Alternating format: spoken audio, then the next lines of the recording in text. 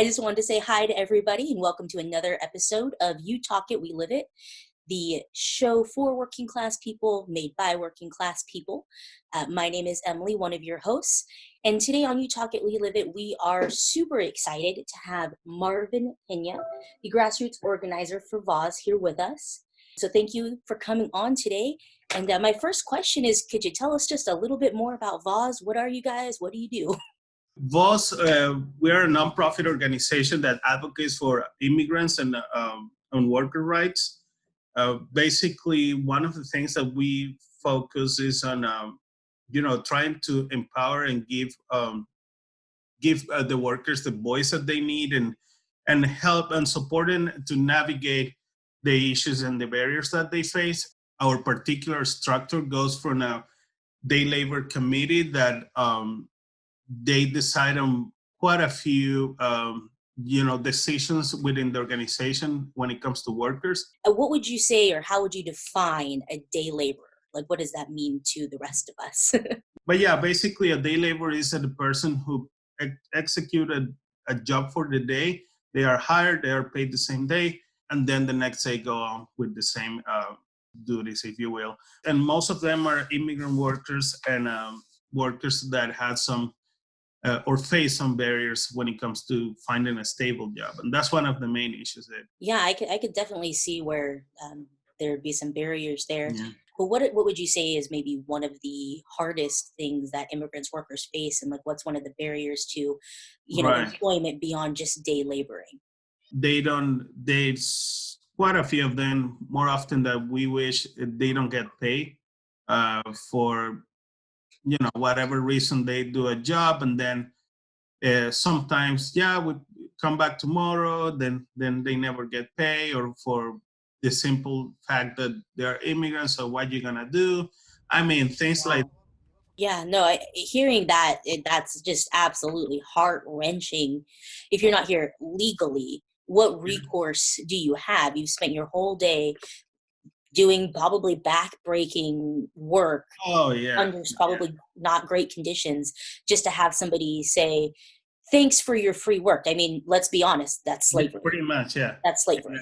Just not long ago, maybe 3-6 months ago or something like that, I was talking with one of the workers, and they did this job for like 3 days. It was a demolition, and so the guy was basically, we were calling him, hey, when are you gonna pay the workers? And so the guy was kind of kicking the can down the road, kind of, not wanting to pay. And I mean, it was like somewhere like, honestly, $300, like nothing for demolition job.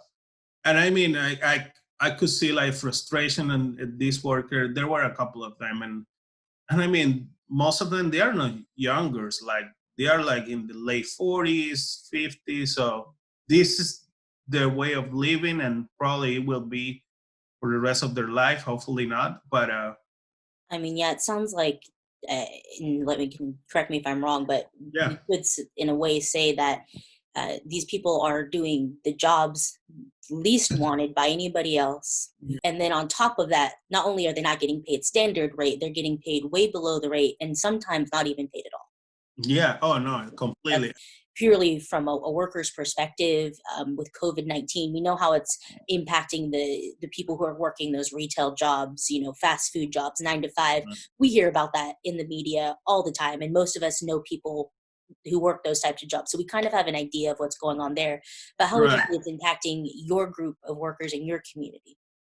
The shelter-in-place laws, we needed to close the worker center because we couldn't have more than 10 people in one place. So we still kept serving, but we needed to close the gates. So we went from a workforce development place to ESL classes. Now became kind of like a food pantry / resources place. For anybody who's interested, what resources would you say you guys are able to provide under normal circumstances, COVID being, put on the sideline for this one? As a member, you pay $10 a year. That's like just a symbolic fee to be part of the organization that allows you to, take the ESL classes, take any training that we can provide. At the time, every now and then we have organization providing food. We have a places they can go and be, away from the weather, especially during the winter. Provide coffee, TV. Now we had few computers that they can use.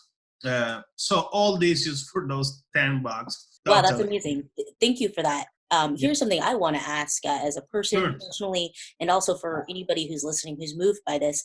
What can the people in the community do who are not already involved with this, who would maybe want to take some steps to see what they can do? I mean, can we donate some money?